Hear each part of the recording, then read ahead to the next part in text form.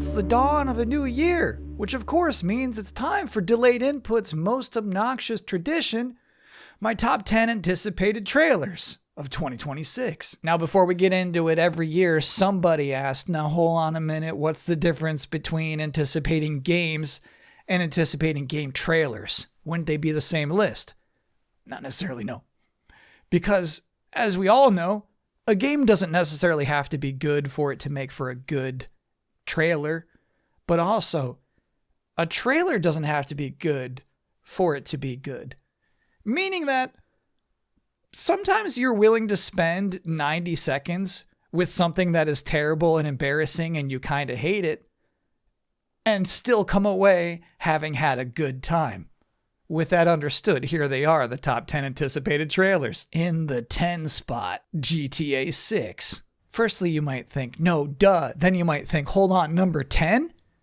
Is that a snub? Here's what I'll say. One advantage GTA games have when producing trailers is the sheer variety of in-game activities and a ridiculous amount of cutscenes to choose from. Like in that last trailer, they introduced the Bobby Moynihan-y guy. He's presented like a main character, like one of the main guys you'll be talking to throughout your entire adventure. However, we all know at the same time there's a very real chance he dies of a boating accident within the first 3 hours. But they have to stop teasing at some point. This year, we will see the GTA 6 trailer that puts all the cards on the table. Here's the coolest mission. Here's the nicest car you can steal. Here's the silliest minigame.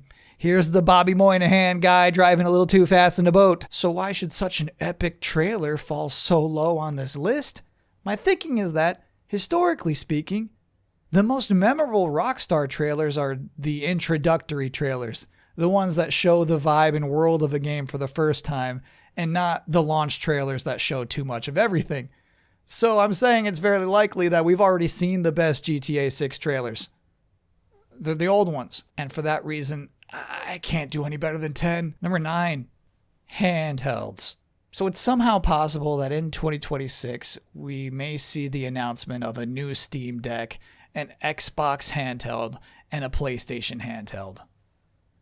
And to me, it's kind of like sometimes on ESPN, they show this weird version of soccer where it's 3 teams. That's pretty much how invested in these handhelds I plan to be. And I see it and I think like these probably are the best 3-way soccer players in the world, but also like they're probably just, I don't think they've really figured out the meta yet, and that there's not that many people playing this. And so with the handheld competition, it'll be cool to see everybody trying their hardest and doing their own thing out there. Somebody's going to win. Number 8, Fairgames. It's hard to believe this, but Fairgames isn't canceled yet. Last year, this team saw departures from both their studio founder and director. You might have naturally expected a cancellation to follow this news, but it didn't happen. You know what that means? Somebody, meaning at least one person at Sony, truly believes in the potential of Fairgames. There must be something special behind these monkey masks, because I don't see it yet. We're frankly lucky that we get to watch Sony try to sell Fairgames again. Number 7, next-gen Pokemon. Truthfully, Pokemon games are not known for having good trailers. I'd say the time they work the hardest is for a reveal, and then they go straight to coasting. This year, though, is the 30th anniversary of Pokemon. The next game is going to mark the 10th generation of Pokemon. That feels like a big deal. I'm guessing they're going to go all out with this one. Now, odds are, yeah, they're going to go back to the old tried and true nostalgic montage of people playing Pokemon throughout the years. It always works. You can't blame them for doing it. But just try to imagine what's going to happen after that part. And number 6, Call of Duty. I'm not sure we're ever going to get the hard numbers to verify this, but something pretty freaky might have happened in 2025. Battlefield may have outsold Call of Duty, but you know what we can confirm? Battlefield made fun of Call of Duty. We're here to do one thing. One thing.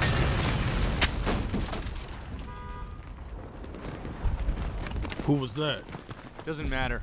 Let's move. And it's kind of rude they waited this long for that take, because Call of Duty commercials haven't looked like that in a while. But also, the lobby wasn't that long ago, so it's not like it's unfair. You ready? I'm ready. But really, the purpose of Battlefield's message was just to say, we're legit. We're no nonsense. We're gritty. We're realistic.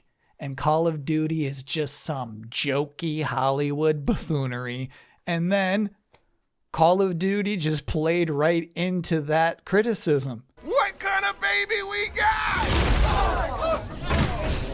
Congrats. You can tell there is an Activision marketing person who had a bad Christmas.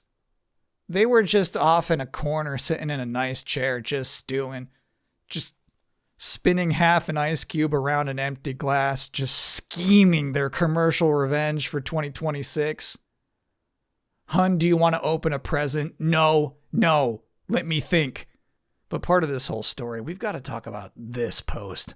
This is an official statement from the Call of Duty team, but clearly the marketing team. Who else would insist that the word franchise is always capitalized? But what's crazy is that it's an apology post. They're saying they're sorry for Call of Duty. We also know that for some of you, the franchise has not met your expectations fully, but the whole thing is bonkers. For instance, with respect to Black Ops 7, we set our sights to deliver a spiritual successor to Black Ops 2. And Call of Duty fans are meant to nod and say, yeah, I get it now, that makes sense. But the whole post is not just about Black Ops 7. To be clear, the future of Call of Duty is very strong. Now, I know I can be pedantic sometimes, but that's a funny phrase. People don't generally call a future strong. You know, a future can be bright, it can be promising, but people don't generally say my future is very strong. But this is Call of Duty we're talking about, Bed. Feel my future.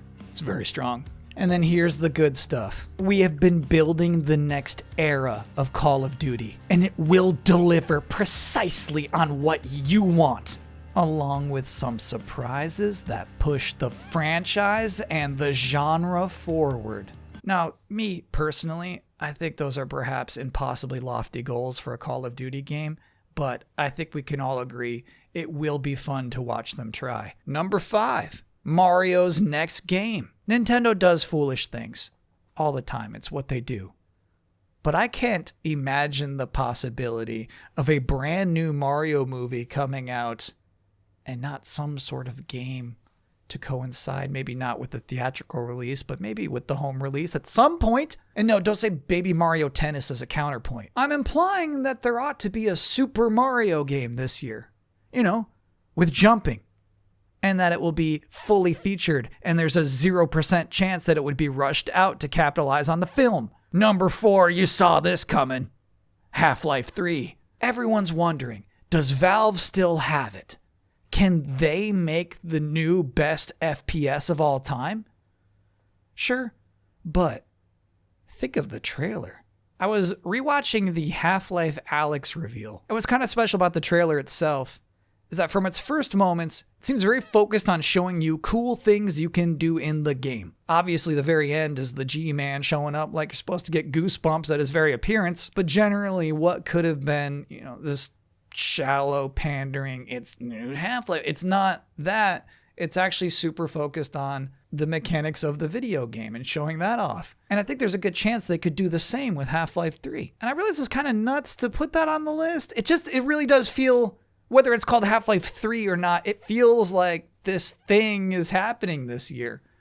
And it's okay if you want to be surprised when it finally does pop up. Just please promise you won't let the G-Man give you goosebumps. Number 3, Sonic the Hedgehog's next game. Unlike whatever they're slapping together for Mario's next game, it will represent Sonic Team trying their absolute hardest to make a video game. And yeah. I fully expect a 2026 new Mario game to review better than a 2026 new Sonic game. But ask yourself, realistically, who's going to have the better trailer? Time to scramble some Eggman, supersonic style! Number 2, Kingdom Hearts 4. Do you know why people say it's too soon for a next generation? Why they say the PS5 still doesn't have enough games? It's because nobody's played Kingdom Hearts yet. These consoles, pro or not, have not been put through their paces until they have been forced to render Donald Duck casting a powerful magical spell.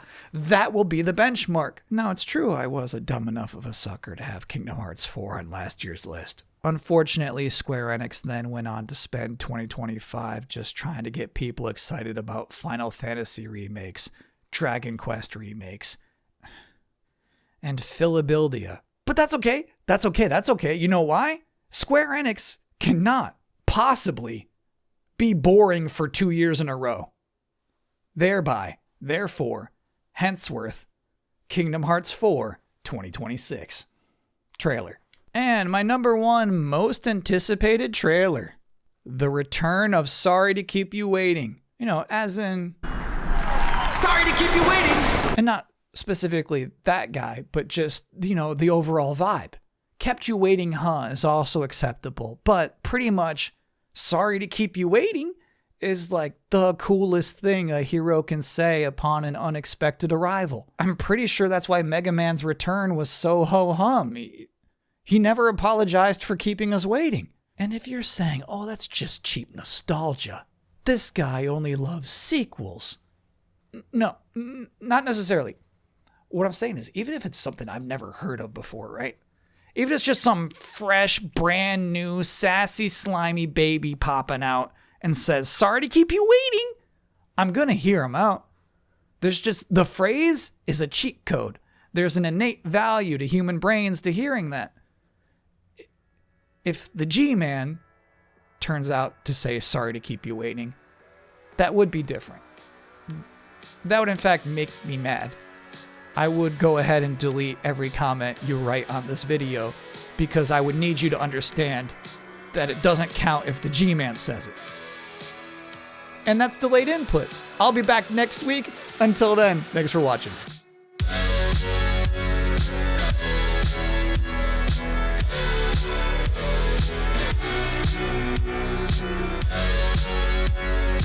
So last year, in addition to doing my top 10 anticipated trailers of 2025, I, for some reason, also did some predictions labeled Trend Watching Trends for Trailers of 2025. To be honest, I don't think that title is very funny today.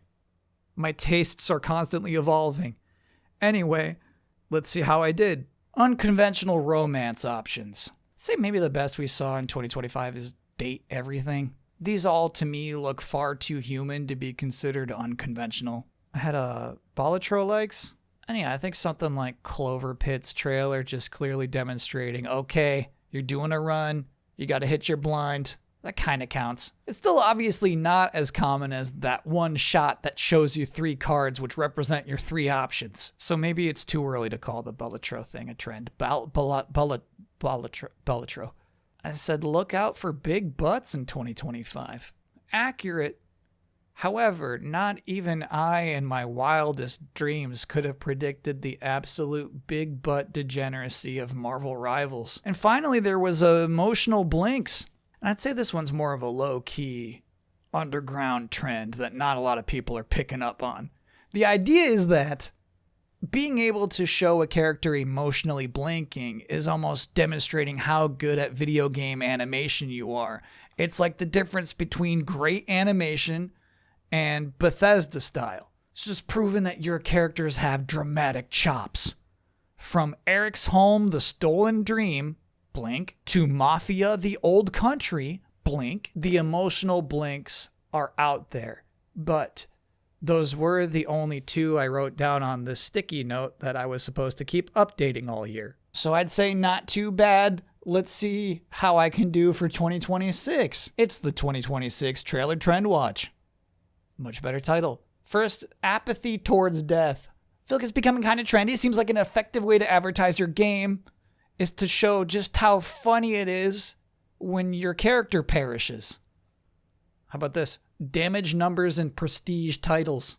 Now, what does prestige mean in this instance? It's very simple. Prestige is the difference between a 92 on OpenCritic being unanimous game of the year and a 92 on OpenCritic being not that good, actually. Of course, we all know Final Fantasy VII Rebirth proudly displayed its damage numbers in its trailers, but we can credit Clair Obscur Expedition 33 for being the first prestige title to display damage numbers in its trailers. So I expect more trailers for prestige titles to feel more comfortable displaying some 5-digit dingers above enemy heads in 2026. Trailers where somebody says, "Lock in. It's the coolest way to tell someone to focus." Why haven't video games caught on to this yet? And finally, implied nudity smash cut endings. So you know how a lot of trailers end with like a big beast showing up and it roars and it just cuts to black immediately? Just like a... That doesn't work anymore. Doesn't even register to people. It's just tired. It's over. It's time to move on. And I think maybe a new avenue could be like a mermaid's bra slipping off, cut to black. Did I just see what I thought I saw?